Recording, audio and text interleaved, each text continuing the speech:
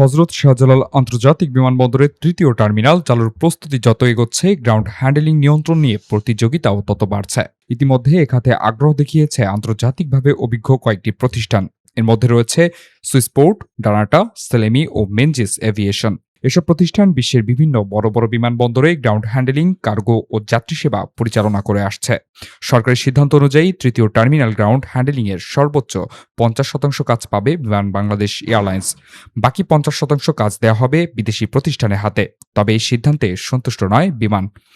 বর্তমানে ground handling ও cargo সেবা থেকে বিমান বছরে প্রায় ১,৫০০ কোটি টাকা আয় করে।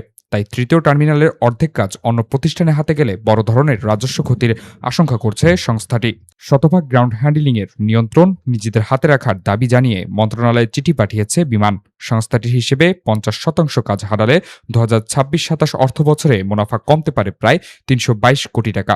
আর ২০২৭-২৮ অর্থবছরে সম্ভাব্য ঘাটতি দাঁড়াবে প্রায় ৮২৮ কোটি টাকায়। বিমানের আশঙ্কা, এতে দীর্ঘদিন ধরে নিজের আয়ে পরিচালিত রাষ্ট্রীয় প্রতিষ্ঠানটি ভবিষ্যতে আর্থিকভাবে সরকারের ওপর নির্ভরশীল হয়ে পড়তে পারে।